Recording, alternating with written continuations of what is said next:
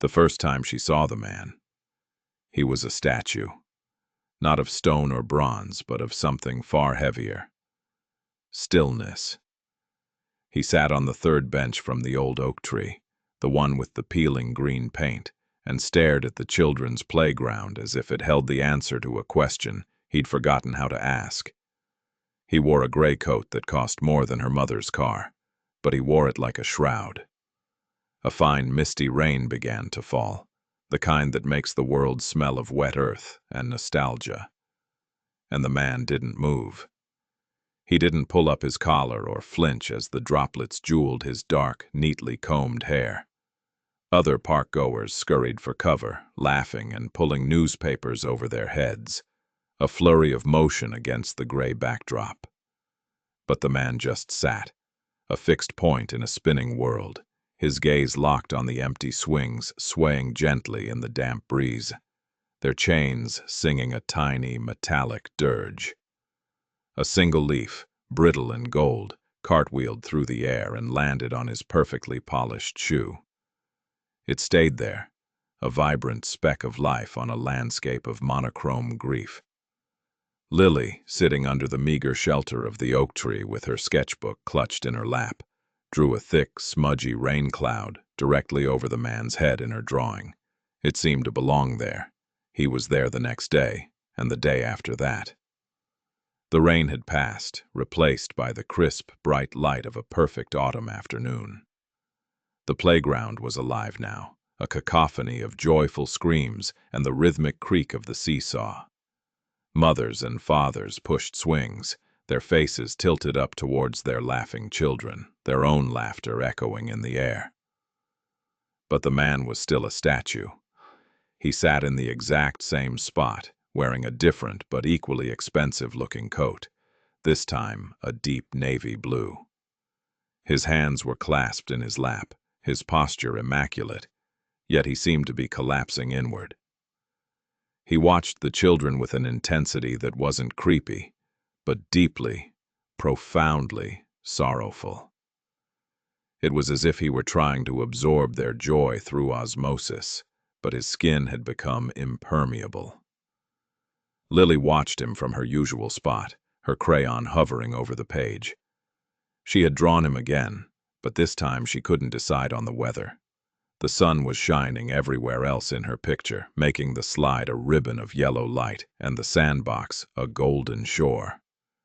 But over the man, her brown crayon circled and circled, unable to commit. It felt wrong to give him the sun. He didn't seem to know it was there. His sadness was a tangible thing, a personal climate that followed him. She saw a little boy, no older than her baby brother, trip and fall near the man's bench. The boy's face crumpled, a prelude to a piercing wail. For a fleeting second, the man's hands unclasped. A flicker of movement, an instinct to reach out, but it died as quickly as it came. The boy's mother swept in, scooping him up, murmuring reassurances, and the moment was gone. The man's hands reclasped, his stillness returning, but Lily had seen it. The ghost of a gesture, the memory of a kindness. She looked down at her drawing. She knew what to do. She drew a tiny, broken heart floating just above the man's head. Then, with a determined little sigh, she tucked her sketchbook under her arm, slid off the fat, gnarled root she used as a chair, and began to walk toward him. Her mother, Sarah, would have told her not to. "Don't talk to strangers, Lilybug," she'd say, her voice gentle but firm, the rule a cornerstone of their little world. But this man didn't feel like a stranger. He felt like a story, and Lily was a collector of stories. She walked with the unhurried, deliberate steps of a 7-year-old on a mission. Her bright pink sneakers, scuffed at the toes and a size too big, were loud against the gravel path. With every step, the man grew larger, more real. She could see the faint lines around his eyes, the dark stubble that shadowed his jaw, the way his knuckles were white where he gripped his own hands. He didn't seem to notice her until she was standing right in front of him, her small shadow falling over his expensive shoes. He blinked slowly, his gaze lifting from the playground to her face. His eyes were the color of the stormy sky in her first drawing, a deep, turbulent gray. They were exhausted eyes. They looked ancient. Lily held out her sketchbook, opening it to the picture she had just finished. It was a child's drawing, all wobbly lines and bold colors. A stick figure man on a green bench under a blue sky, but with a tiny, cracked red heart floating above his head. She pointed a small, crayon-stained finger at the drawing, then looked up at his face. "You look sad," she said. Her voice was not accusatory or pitying. It was a simple statement of fact, as clear and honest as the sky above them. The man's face, which had been a mask of stoic emptiness, registered a flicker of surprise. His brows drew together slightly. He didn't speak. He just stared at her, then at the drawing, then back at her. Most adults would have offered a platitude, a denial. "I'm fine, thank you," or a dismissal. "You shouldn't talk to people you don't know." But he remained silent, his stillness now tinged with a raw vulnerability. Lily wasn't deterred by the silence. She was used to quiet people. She took it as an invitation to explain. "My mommy says sadness is just a story we tell ourselves," she continued, her voice earnest and soft. She flipped the page in her sketchbook to a new blank sheet. "You can draw a new one." She looked up at him, her own eyes, a bright, curious hazel, wide and unwavering. She held the sketchbook out further, an offering. For a long moment, the world seemed to hold its breath. The shouts of the children faded, the gentle breeze stilled. It was just the two of them, a little girl in a hand-me-down jacket and a billionaire who had forgotten the shape of joy, connected by a cheap sketchbook and a truth so simple it was profound. The man's throat worked. He swallowed, a dry, audible sound. His lips parted, but no words came out. He looked from her hopeful, open face to the blank page she offered him. A blank page, a new story, a possibility.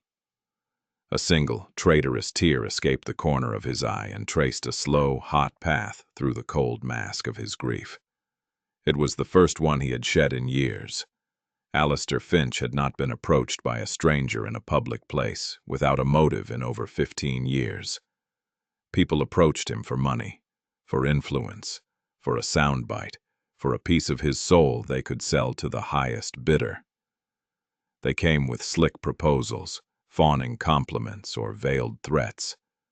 They never came bearing a simple truth and a blank piece of paper. He stared at the girl, this tiny human with graphite on her cheek and an unwavering certainty in her eyes. He couldn't process it. His world was a complex algorithm of assets and liabilities, of risks and returns. Her world was a crayon drawing, and for some reason, her world suddenly felt infinitely more real. He finally found his voice, though it was rough with disuse, like an engine that hadn't been turned over in a long winter. "What's your name?"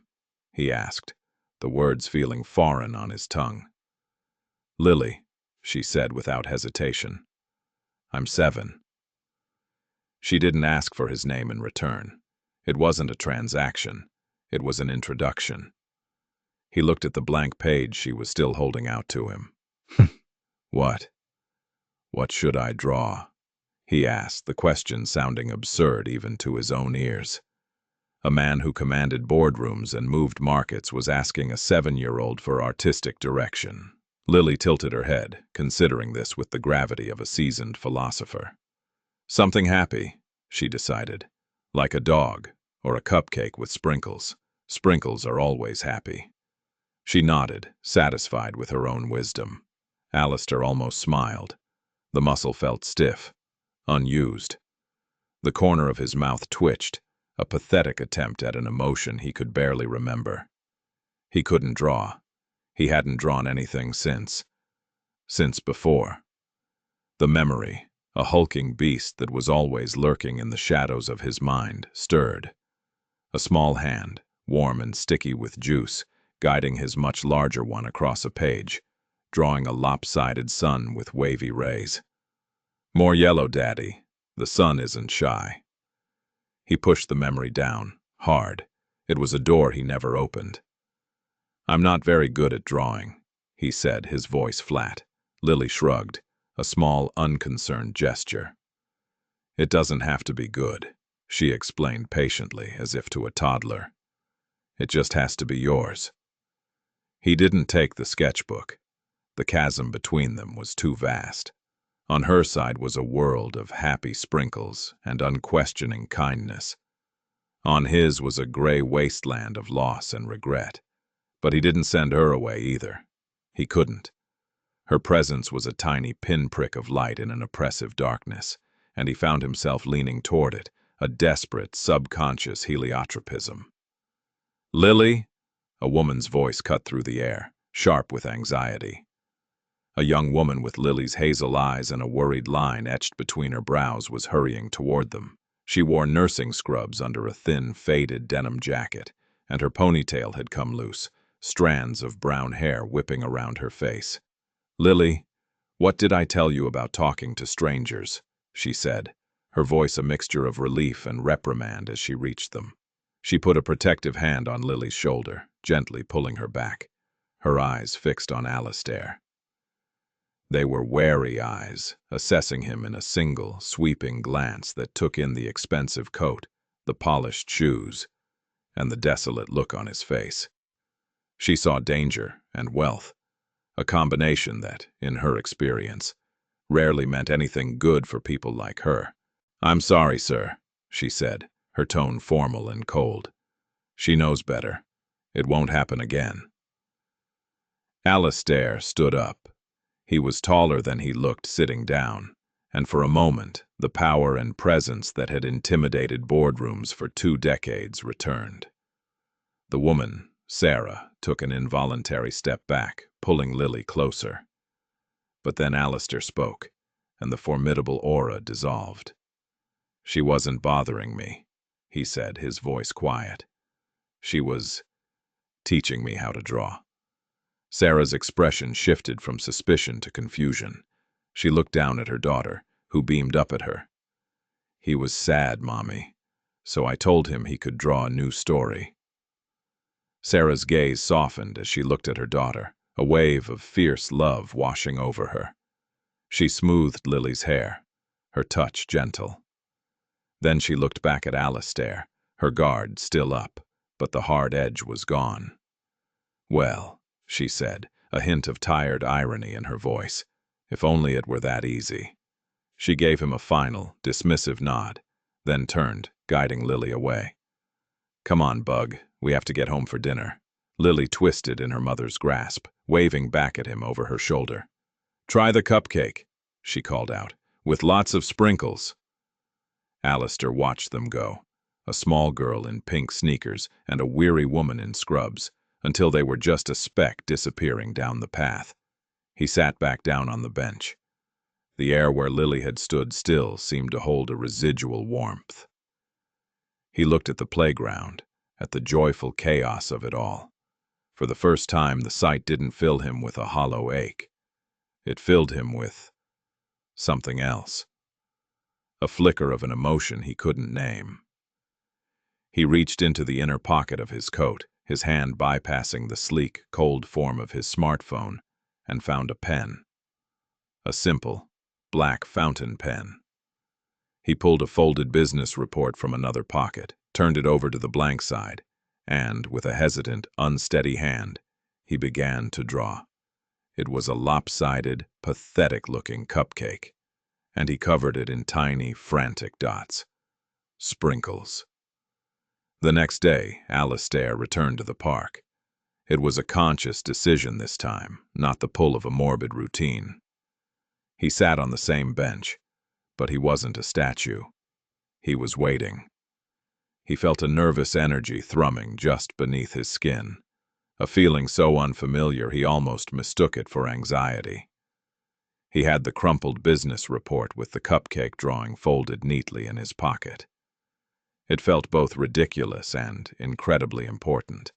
He waited for an hour. The sun began to dip lower, painting the sky in strokes of orange and pink. The playground started to empty as parents rounded up their children for the evening pilgrimage home. He felt a familiar pang of disappointment, a dull ache that told him he had been foolish to hope. Of course they wouldn't come back. The mother had been clear. He was a stranger, a threat. He was about to leave when he saw her, a small figure in a yellow coat sitting under the old oak tree, sketchbook in her lap. Lily. She was alone.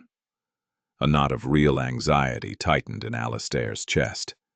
Where was her mother? He scanned the park, his eyes sharp, looking for any sign of trouble. He saw Sarah then, not far away, sitting on the grass talking on her phone. She looked stressed, her free hand rubbing her forehead as she spoke into the receiver. She glanced over at Lily every few seconds, a brief, reassuring check-in. Alistair relaxed. He watched Lily for a moment. She was completely absorbed in her drawing, her tongue poked out in concentration.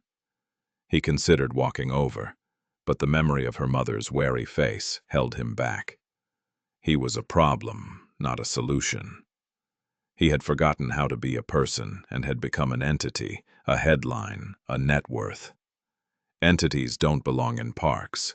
He settled for just watching. It was enough for now to know she was there, a small beacon of uncomplicated kindness in a world he had found to be anything but. As Sarah finished her call and stood up, brushing grass from her scrubs, Lily spotted him. Her face lit up in a wide, gap-toothed grin. She waved enthusiastically with her entire arm. Without thinking, Alistair waved back, a small, hesitant gesture. Sarah followed Lily's gaze and her face tightened when she saw him. She said something to Lily, her expression serious. Lily's face fell, her shoulders slumping. She nodded sadly. Sarah took her hand and led her away toward the park exit, in the opposite direction from his bench. Lily looked back once, her expression crestfallen. Alistair felt the cold emptiness seep back in, more potent than before. He had tasted a moment of connection, and its absence was now a palpable void. He had been given a glimpse of a different story, and the door had been firmly shut. He went home to his mansion, a cavernous museum of a life he no longer lived. The floors were polished marble that echoed his lonely footsteps. The air was sterile, filtered, smelling of nothing. He had a housekeeper, a chef, and a driver, all of whom moved through the house with ghost-like efficiency, their presence barely registering. They were employees, part of the architecture. They spoke to him only when necessary, their voices carefully neutral. He ate his dinner, a perfectly cooked sea bass with an asparagus coulis, alone at a dining table that could seat 20. He stared out the floor-to-ceiling window at the glittering cityscape, a universe of lights that only made him feel more isolated. He had built a significant portion of that city, his software running in the veins of nearly every major corporation headquartered there. He was the king of a silent, empty castle. After dinner, he went to his office. It was a monument to success. Awards lined the shelves, plaques gleamed on the walls. His desk was a vast expanse of mahogany. He sat in his leather chair and stared at the blank screen of his computer. He could buy any company, fund any venture, travel anywhere in the world. He could do anything he wanted except the one thing he now realized he craved: a genuine human connection. He thought of Lily's disappointed face. He thought of her mother's fear. He was the monster in their story. A rich, lonely man who couldn't be trusted. The irony was bitter. All his wealth, all his power, and he couldn't even earn the trust of a 7-year-old girl. He pulled the crumpled drawing of the cupcake from his pocket and smoothed it out on the desk. It was a ridiculous, childish thing, but it was the most real thing he had held in his hands all day. It was a message, a possibility. He couldn't approach them directly. He had to find another way. A way to change the story they had of him. He turned to his computer, his fingers flying across the keyboard with a speed and precision that had been his trademark. He wasn't looking at stock portfolios or market analyses. He was searching for something else entirely. He typed in the name of the community, the small, slightly run-down neighborhood that bordered the park. He started digging, his mind, once a finely tuned instrument for corporate domination, now focused on a much smaller, more intricate puzzle. He searched for community centers, for schools, for local charities. He learned about bake sales and funding drives, about leaky roofs and outdated equipment.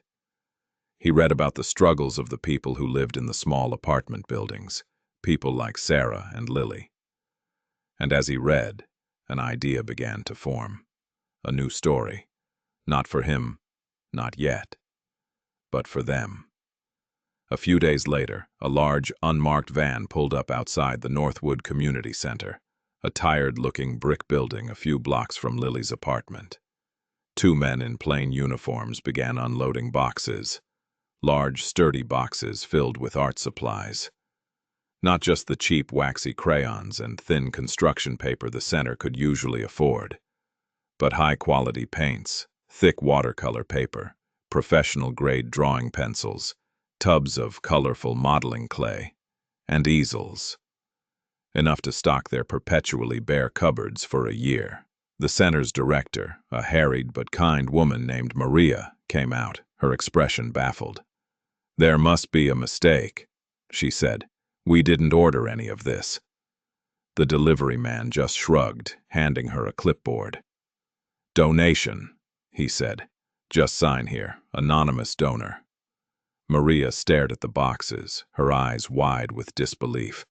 It was a miracle, a full-blown, inexplicable miracle. That evening, Sarah arrived at the center to pick up Lily from the after-school art program she attended twice a week. It was the only affordable childcare option she had, and Lily adored it. Usually, she found Lily and a half-dozen other kids crowded around a table, sharing a few pots of murky paint. Tonight, she walked into a transformed world. The room was buzzing with a creative energy that was almost electric. Children were standing at brand-new easels, dabbing brightly colored paints onto thick paper. Others were at the tables, molding vibrant clay into fantastical creatures. Lily was there, her face a mask of intense concentration, a smudge of brilliant blue on her nose, her hands covered in what looked like sunshine yellow paint. She was creating a sprawling, vibrant painting of a garden filled with impossible flowers. Sarah stopped in the doorway, stunned. Maria saw her and came over, her face glowing. "Can you believe it?" she whispered, gesturing around the room. "An anonymous angel. Just showed up this morning. Everything. The kids are in heaven." Sarah looked at her daughter, at the pure, unadulterated joy on her face, and felt a lump form in her throat. She was so used to scarcity, to making do, to stretching every dollar until it screamed. To see her child surrounded by such abundance, to have this one small corner of their difficult world filled with color and possibility, was overwhelming. "It's amazing," she managed to say. Lily ran to her then, holding up her painting. "Look, Mommy, I'm using cerulean blue and cadmium yellow. That's what the fancy paints are called."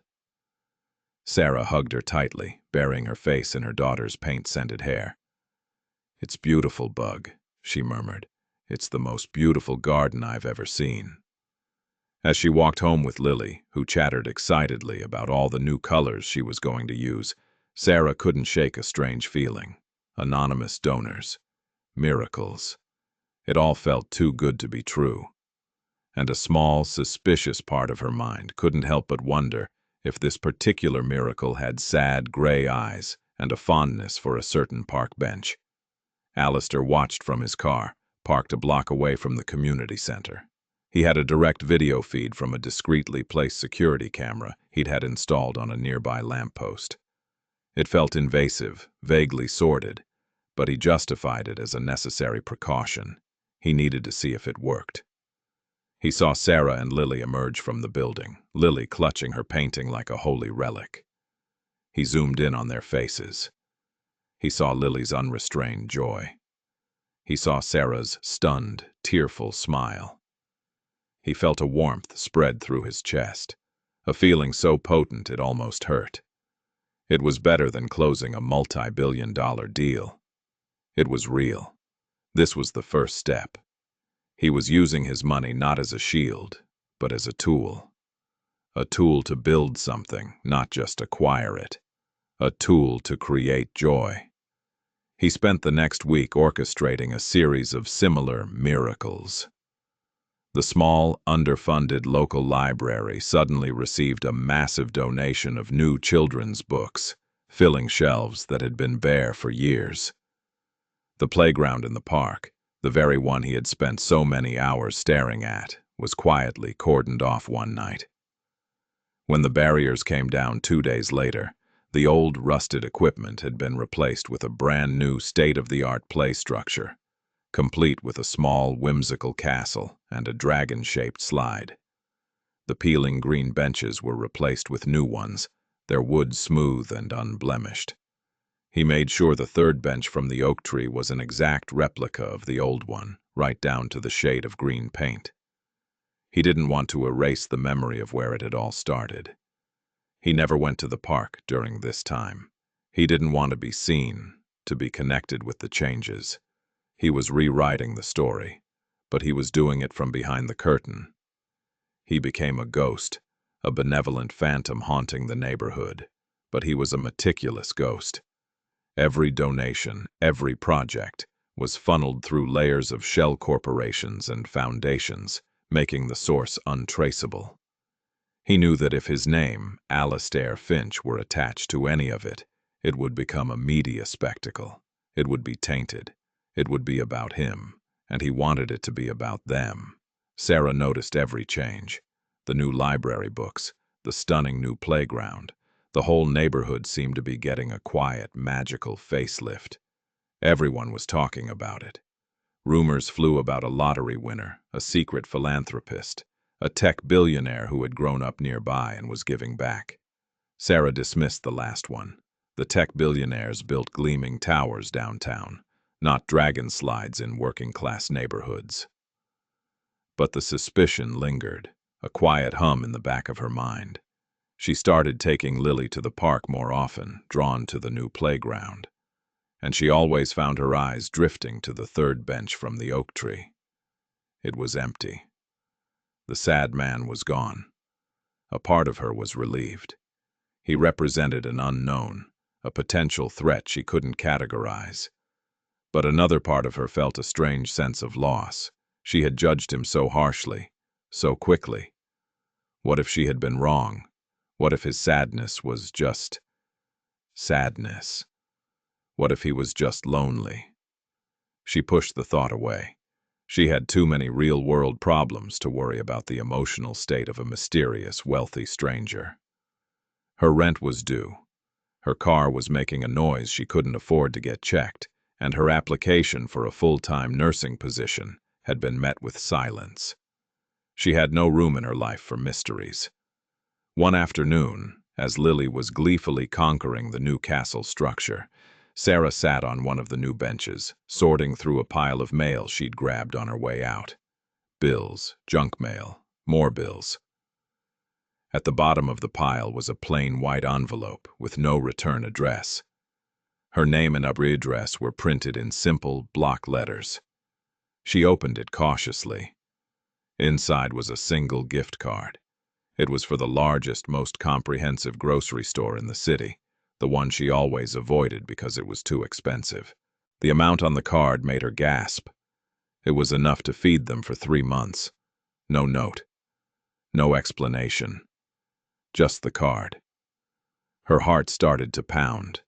This was different. The donations to the community were one thing. This was personal. This was targeted.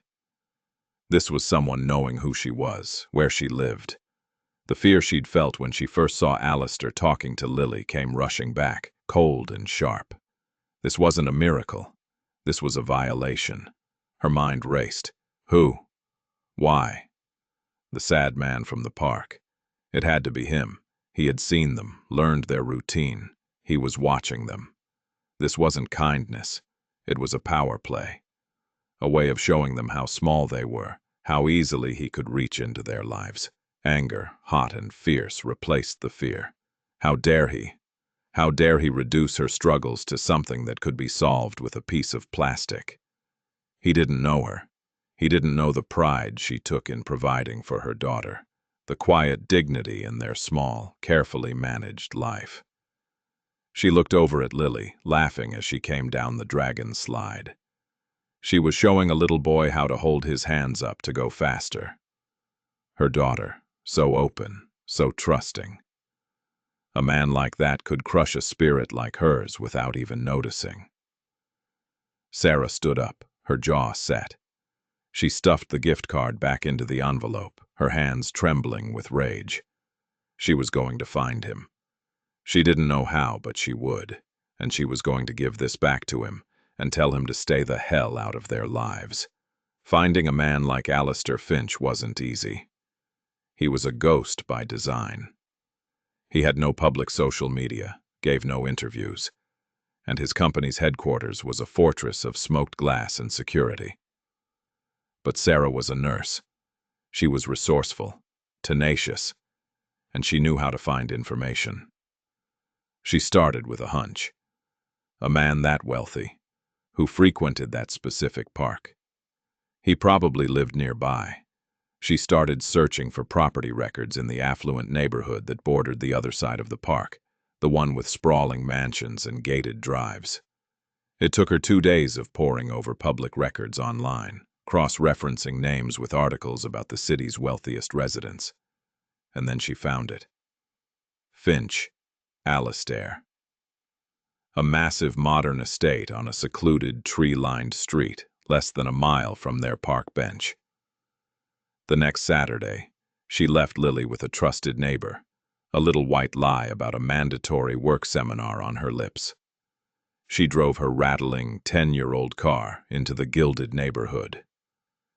The houses were monuments to wealth, each one more ostentatious than the last. She felt small and out of place, her car a rusty beetle among a fleet of sleek, black luxury vehicles. She found his house. It wasn't a house. It was a compound. A high gray wall surrounded the property, and the only thing visible from the street was a formidable steel gate and the top floor of a geometric glass and steel structure that looked more like a modern art museum than a home. There was an intercom at the gate. She took a deep breath, her heart hammering against her ribs. She pressed the button. A moment of silence, then a crisp, disembodied voice. "Yes? I'm here to see Mr. Finch," she said, her own voice surprisingly steady. "Do you have an appointment?" "No, but it's a personal matter. Please tell him it's Sarah, from the park." She was banking on the sliver of humanity she had seen in his eyes, the flicker of something real. She waited. The silence stretched, and she was sure she would be told to leave. She imagined security guards appearing, escorting her away. Then, the voice came back, tinged with surprise. "The gate is opening." A low hum, and the massive steel gate slid silently open, revealing a long, winding driveway. She drove through, the gate closing behind her with a definitive thud. She felt like she had crossed a line, entered another world. She parked where the driveway ended in a circular court in front of the imposing front door. The door opened before she reached it. A man in a simple but impeccably tailored suit stood there. He was older, with graying hair and a polite, unreadable expression. His butler, she assumed. "Miss Sarah?" he asked. She nodded. "Mr. Finch will see you in the garden. This way, please." She followed him through the house. It was just as she had imagined, only colder. Vast, empty spaces, polished concrete floors, white walls adorned with large abstract paintings that were probably priceless but felt devoid of emotion. It was utterly silent, the kind of silence that absorbs sound. The butler led her to a set of glass doors that opened onto a meticulously manicured garden. And there he was, Alistair Finch. He was sitting at a simple stone table, a cup of tea untouched before him. He wore a simple gray sweater, but it was cashmere, she could tell. He looked smaller here, in his own kingdom. Less like a statue, more like a prisoner. He stood as she approached. "Sarah," he said. It wasn't a question. "Thank you for coming." "I didn't come for a social visit," she said, her voice tight. She stopped a few feet from the table, not wanting to get any closer.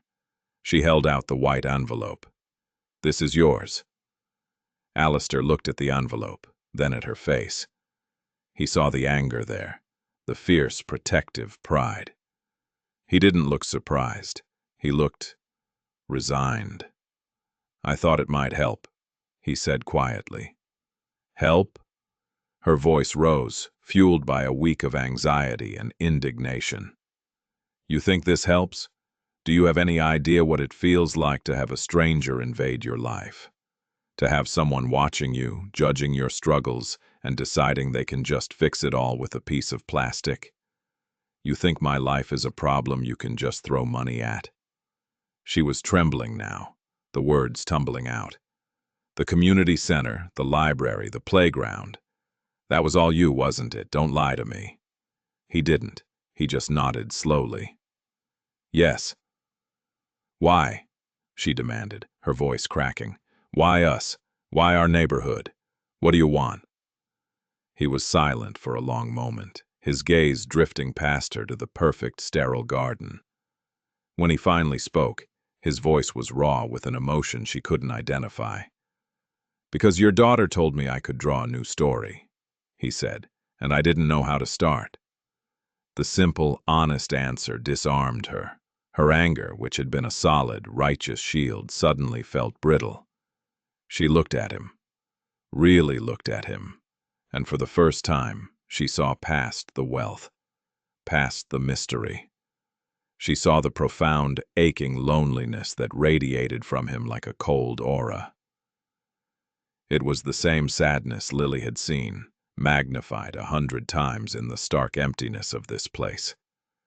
"That doesn't give you the right to interfere in our lives," she said, her voice softer now, the anger replaced by a weary confusion. "I know," he said. "I'm out of practice with people. I didn't know how else to." He trailed off, gesturing vaguely with his hand, a gesture of helplessness. "I didn't mean to frighten you, or to offend you.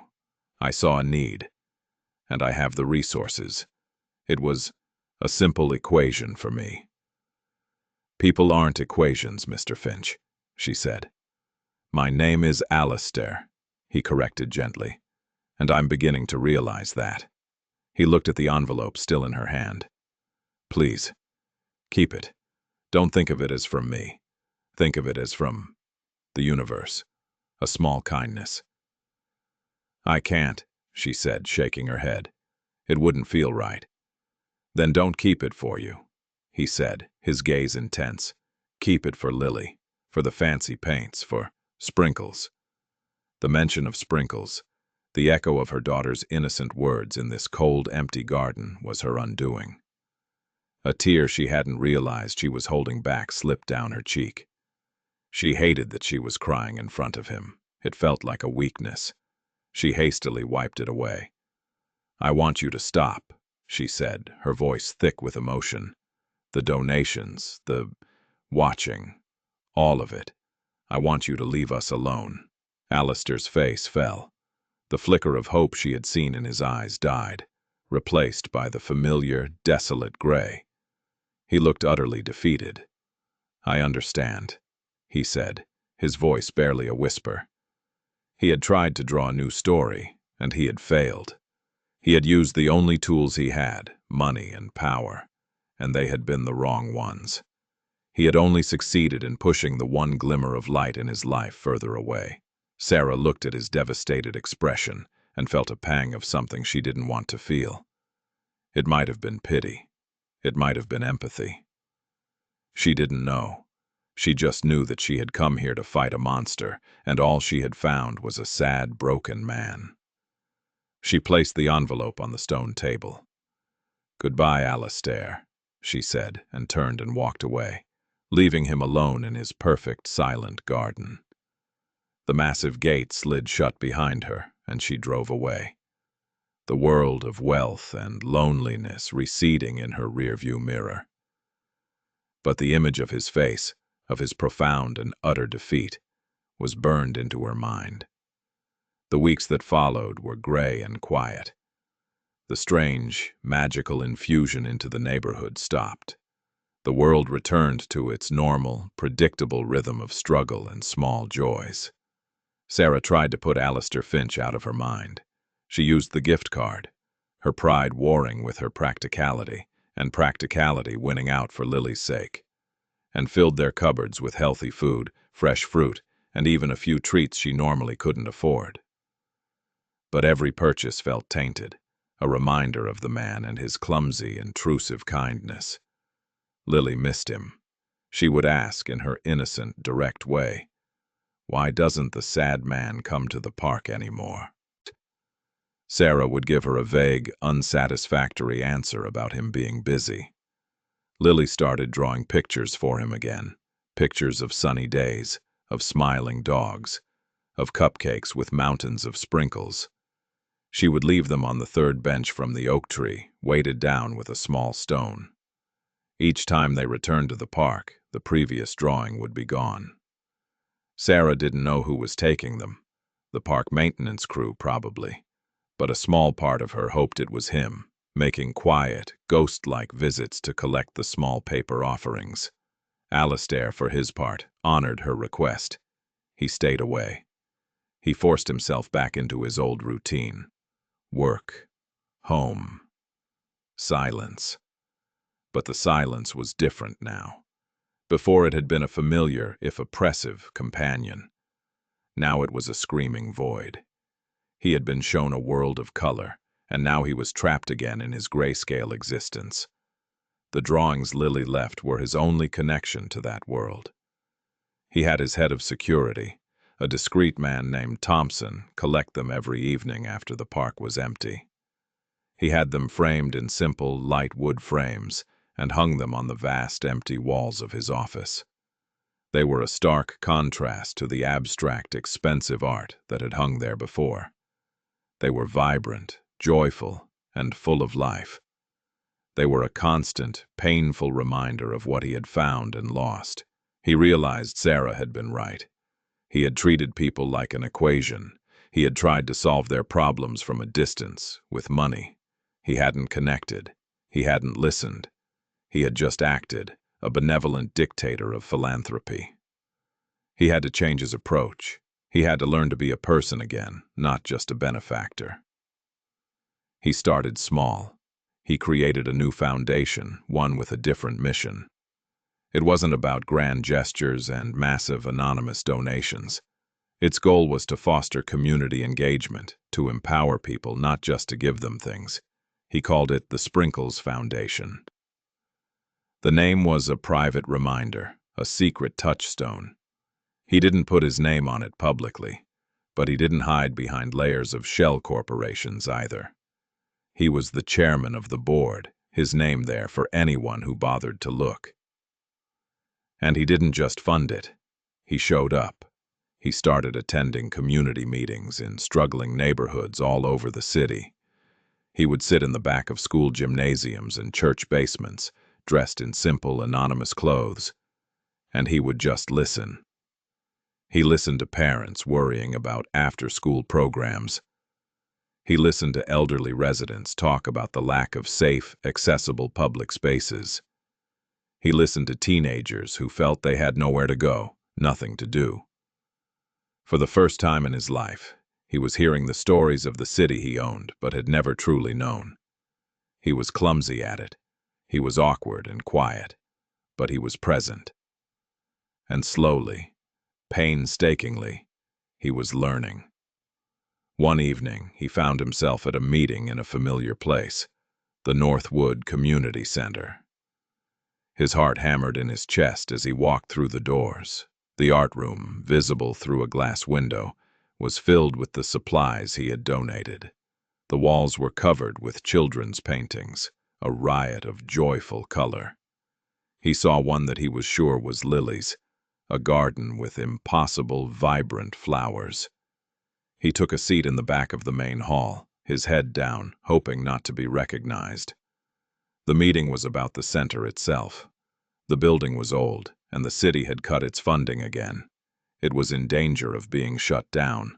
Maria, the director, was making an impassioned plea to a small crowd of concerned residents. She talked about the programs they offered, the safe haven it provided for kids, the vital role it played in the community. Sarah was there. She was standing near the front, speaking with the quiet authority of someone who was deeply involved. She was organized, passionate, and eloquent. She spoke about the impact the center had on her own daughter, on her own life. She had organized a petition, a fundraising drive, a letter-writing campaign to the city council. She was a natural leader. Alistair watched her, mesmerized. He had only seen her through the lens of their strange, fraught encounters. He had seen her as a protective mother, as an angry victim. Now he was seeing her as a pillar of her community, a fighter. He was seeing her. After the meeting, as people mingled, drinking weak coffee from styrofoam cups, he saw Maria talking to Sarah, her expression distraught. He couldn't hear what they were saying, but he could see the despair in their faces. Their fundraising efforts weren't enough. They were going to lose the center. This was it. This was his chance to do it right. Not with a secret, anonymous check that solved the problem, but taught him nothing. But as a person, as a member of the community. He took a deep breath and walked over to them. Sarah saw him first. Her eyes widened, a mixture of shock and suspicion. "You," she breathed. Maria looked from Sarah to Alistair, her expression confused. "Mr. Finch," Alistair said, extending a hand to Maria, ignoring Sarah for the moment. "My name is Alistair Finch. I'm the chairman of a new foundation looking to invest in community-led projects. I was very impressed with your presentation tonight." Maria, flustered, shook his hand. "Oh. Well, thank you for coming." Sarah was staring at him, her arms crossed, her expression unreadable. "What are you doing here?" she asked, her voice low and tense. "I'm listening," he said simply, turning to face her. "Like you told me to." He looked her directly in the eye. "I want to help, but not from a distance, not anonymously. I want to partner with you, with the community. I want to help you save this place, the right way." Sarah searched his face, looking for the catch, the ulterior motive. But she saw none. She saw the same sadness in his eyes, but it was different now. It was tempered with something new. Purpose. Humility. She saw a man who was trying, genuinely trying, to draw a new story for himself. And she found, to her own surprise, that she wanted to let him. The partnership was tentative at first. Sarah was wary, professional. She treated Alistair not as a billionaire benefactor, but as a project partner. She insisted on formal meetings, detailed proposals, and community oversight for every decision. She was testing him, and he knew it. She wanted to see if he was serious about empowering them, or if this was just another, more sophisticated power play. Alistair submitted to her authority without complaint. He was a student in her world, and he acted like it. He sat through long, tedious planning meetings with the community board. He learned about zoning laws and building codes. He didn't just offer money, he offered his expertise, his company's resources. He brought in architects from his firm to consult on renovations, pro bono. He had his legal team review the center's precarious lease agreement, finding clauses that could give them leverage with the city. He worked. He showed up day after day and did the work. He and Sarah were thrown together constantly. They spent hours hunched over blueprints, arguing about budgets, and lobbying city officials.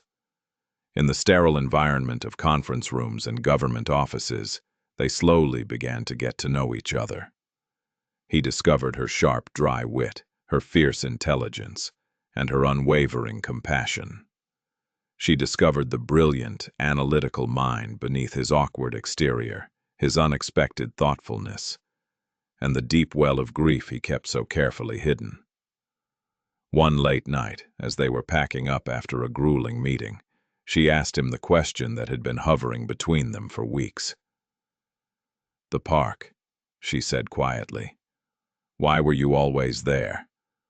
What were you looking at?" Alistair stopped what he was doing, his back to her. He stared out the window of the small, borrowed office in the community center. "My daughter," he said, his voice thick. "Her name was Olivia. She loved that playground. We used to go there every Sunday." He turned to face her, his eyes glistening. "She and my wife, there was an accident, a car accident 5 years ago."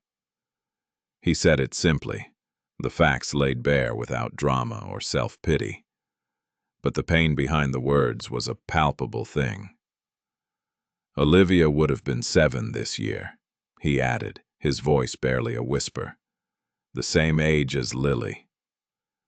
Sarah felt the air leave her lungs. It all clicked into place. The desolate gaze, the fixation on the playground, the immediate, unspoken connection with Lily. It wasn't a mystery. It was a heartbreak. "Alistair," she breathed, her own eyes filling with tears. "I'm so sorry. I had no idea." "How could you?" he said with a sad, small smile. "I don't talk about it. I don't talk about anything." It was a confession, a crack in the armor. And in that moment, the last of Sarah's suspicion washed away, replaced by a wave of profound, aching empathy. He wasn't a billionaire who had invaded her life. He was a father, frozen in the amber of his own grief, who had been woken up by the kindness of a little girl who looked like the daughter he had lost. She took a step toward him. "You're talking about it now," she said softly.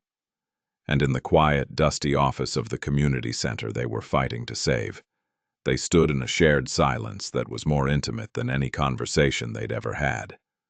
The project to save the community center became a catalyst for change, not just for the building, but for Alistair. He was no longer a ghost. He was a presence.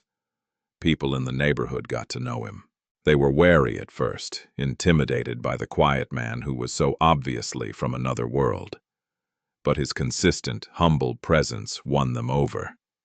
He wasn't Alistair Finch, the tech mogul. He was Alistair, the guy who showed up to help paint the new daycare room, who listened intently to their concerns, who was working with Sarah to save their center. And through the work, his relationship with Sarah deepened into a fragile, tentative friendship. They found an easy rhythm, their skills complementing each other perfectly. Her grassroots knowledge and his strategic mind made them a formidable team. They shared coffee during early morning meetings and takeout pizza during late-night work sessions.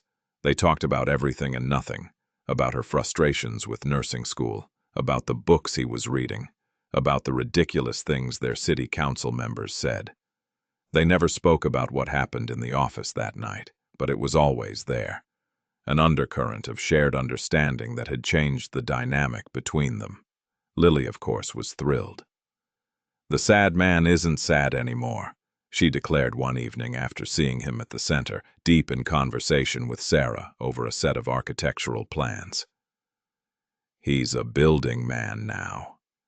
She started calling him Mr. Alistair, and would proudly show him her latest creations from the art room whenever she saw him. He would crouch down to her level, his grim face softening into a genuine smile as he admired her work. He would ask her serious questions about her color choices and her technique, treating her art with a gravity that delighted her. Watching them, Sarah felt a warmth in her chest that was both wonderful and terrifying. She was fiercely protective of her small, safe world, and Alastair Finch was a complication she had never anticipated, but she couldn't deny the connection between them. She couldn't deny the slow thawing of her own heart. The grand reopening of the Northwood Community Center was a massive celebration. The building had been transformed. It was bright, modern, and welcoming. The roof no longer leaked, the heating worked, and every room was filled with new resources and equipment, all purchased with funds raised by the community and matched by the Sprinkles Foundation. The whole neighborhood turned out. There was music, food, and speeches. Maria cried as she thanked the community. Sarah gave a speech, her voice clear and strong, thanking everyone for their hard work and dedication. She publicly thanked Alistair and his foundation, not as a savior, but as a partner.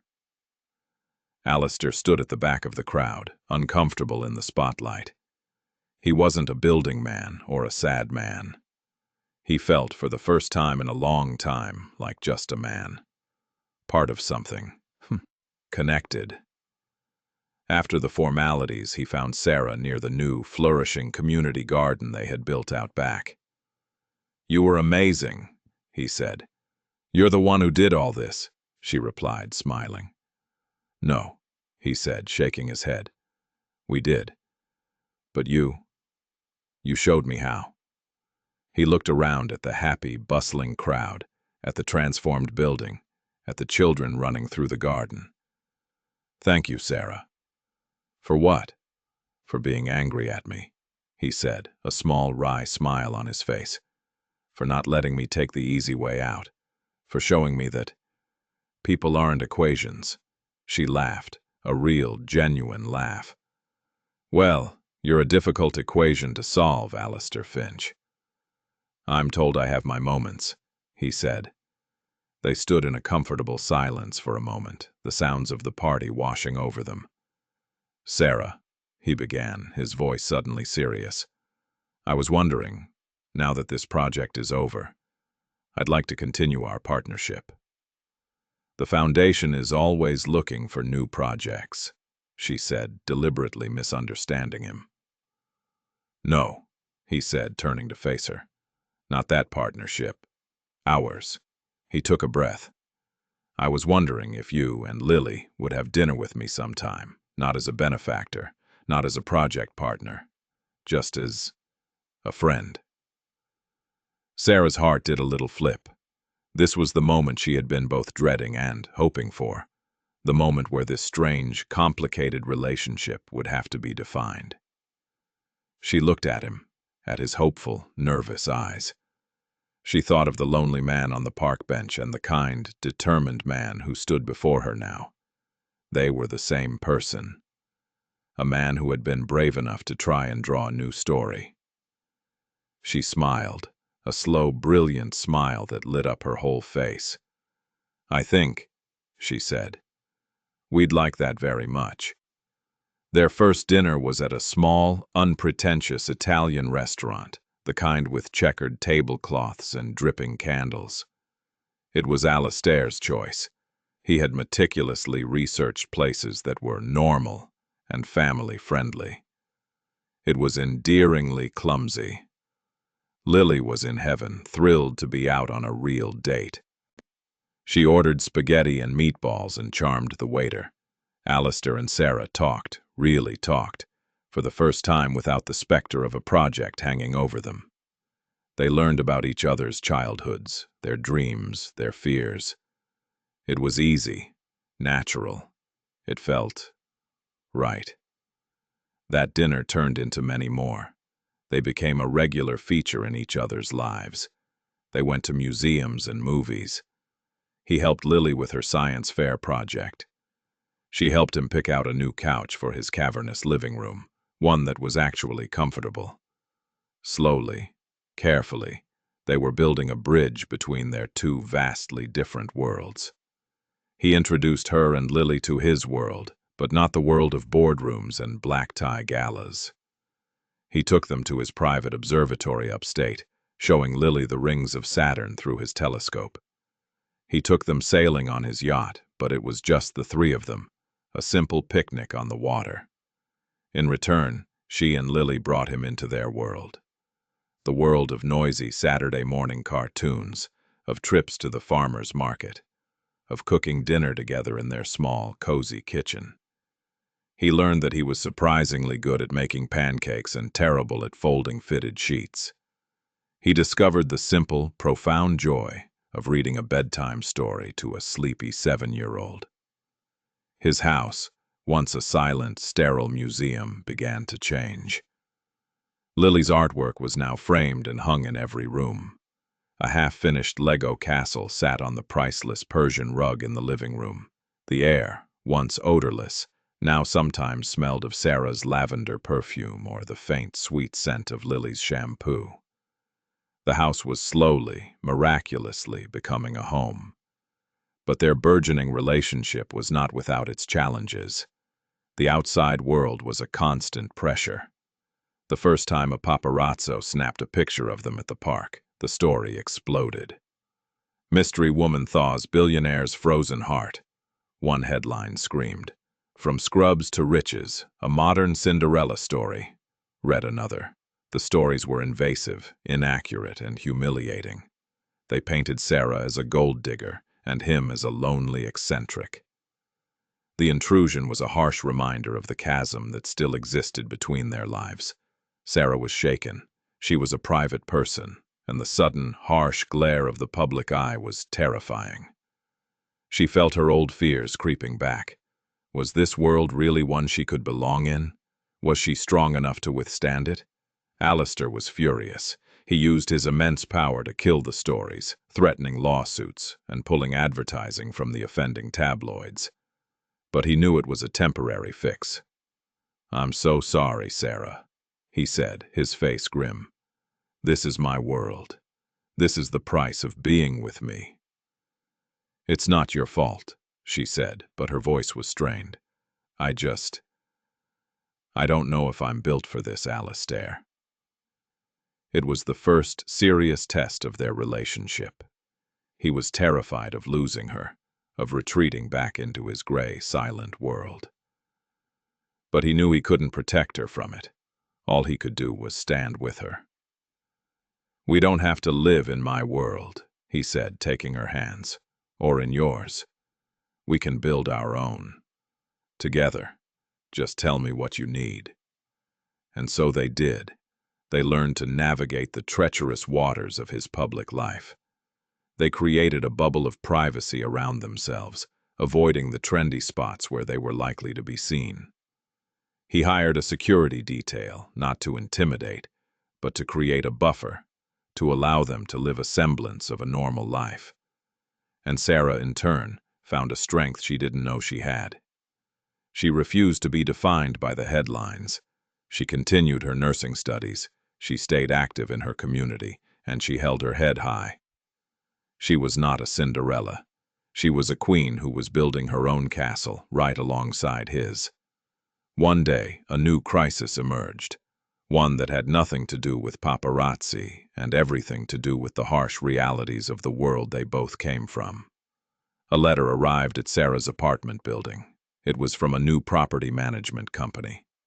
A massive, faceless development corporation had bought their building, along with several others on the block.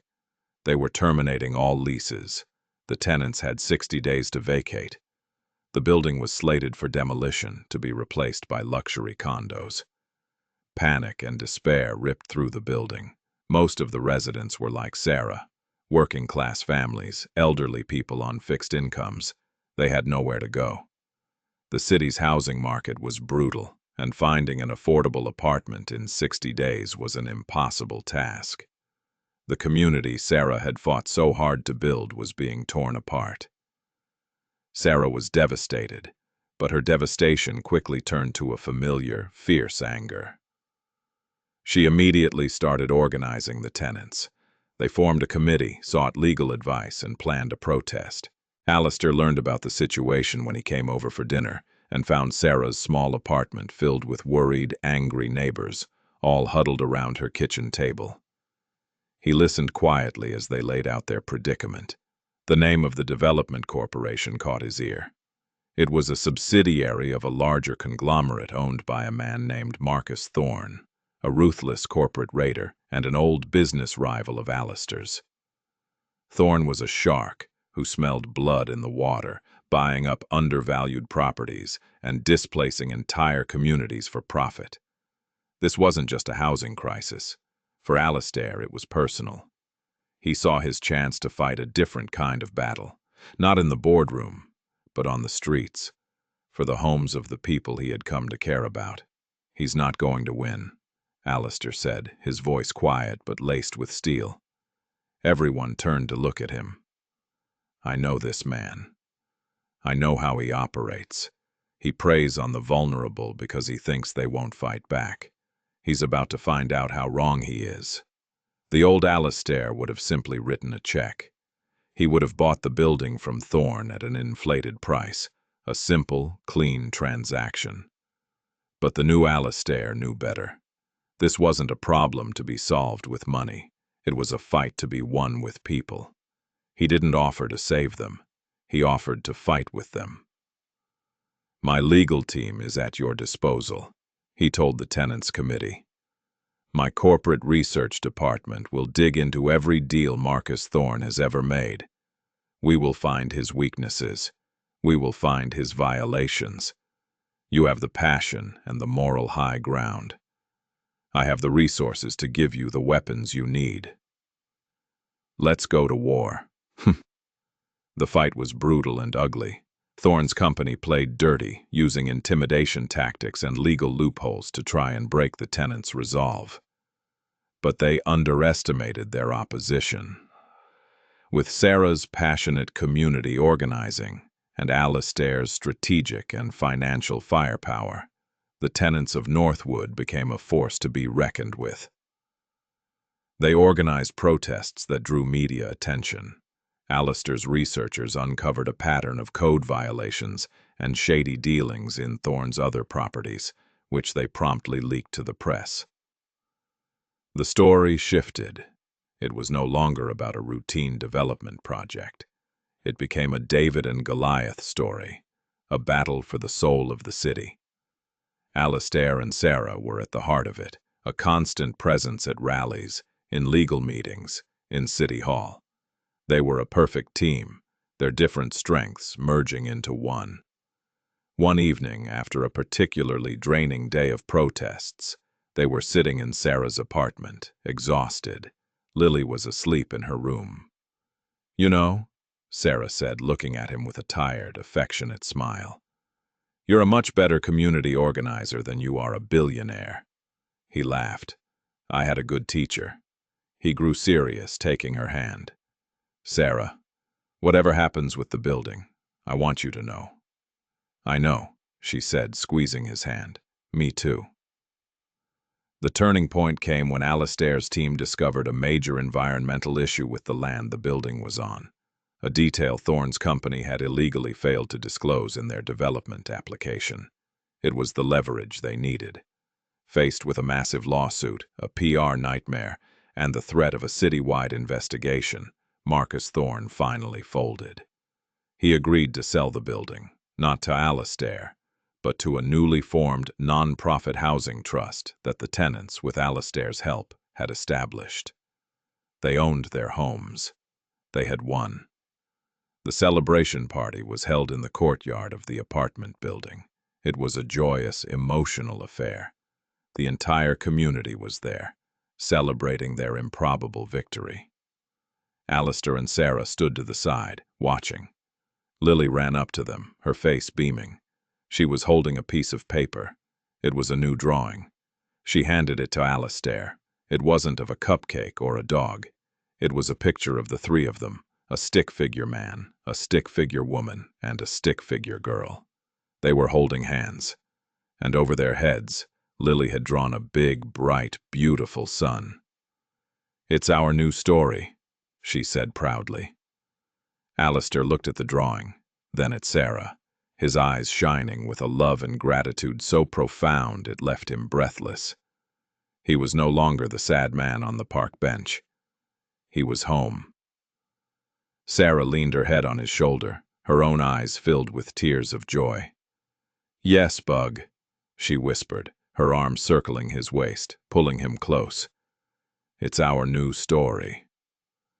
He looked down at the drawing, at the simple, perfect representation of his new life, and he knew, with a certainty that settled deep in his soul, that this was the most valuable thing he would ever own.